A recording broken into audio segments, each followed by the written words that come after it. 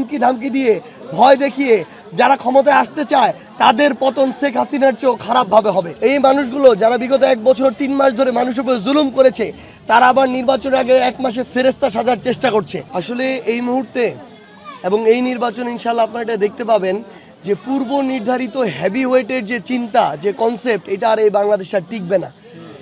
বিভিন্ন বড় বড় রাজনৈতিক দলের বড় বড় সো কল্ড হেভিওয়েট নেতা যারা ছিল এইবার তাদের আপনারা ভূমিধস পতন দেখতে পাবেন ইনশাআল্লাহ।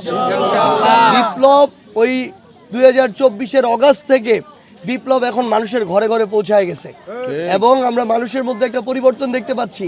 মানুষ শুধু 12 তারিখের অপেক্ষায় আছে। প্রত্যেকটা মানুষ জুলুমের বিরুদ্ধে ভোট দিবে ইনশাআল্লাহ।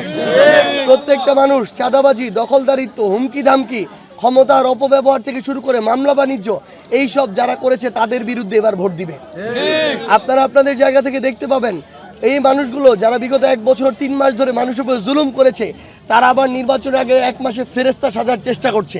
কিন্তু মানুষ এই ধরনের গিরগিটি চরিত্রের মানুষদেরকে এবার ভালো করে চিনে রাখবে এবং আপনারা ভোটে দেখতে পাবেন যে মানুষ হয়তো অনেকের কথায় তাল দিবে কিন্তু ভোট দেওয়ার সময় জায়গা মতো ভোট দিবে ইনশাআল্লাহ।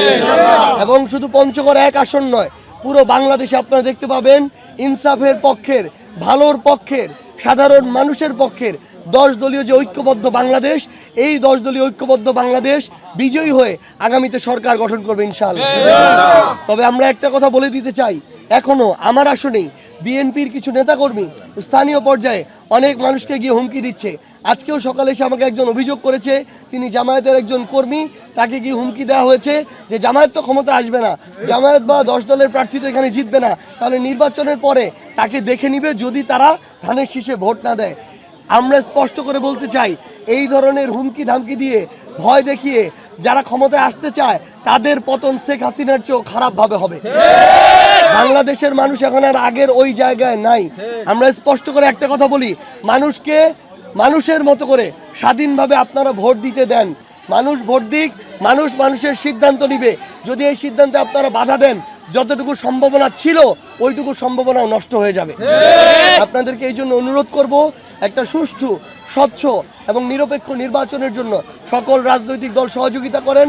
আমরা আমাদের জায়গা থেকে সর্বোচ্চ সহযোগিতা করব ইনশাআল্লাহ। জনগণ যেদিকে থাকবে আমরাও সেদিকে থাকব এবং ইনশাআল্লাহ জনগণকে সাথে নিয়ে আগামী নির্বাচন আমরা বিজয়ী হব ইনশাআল্লাহ।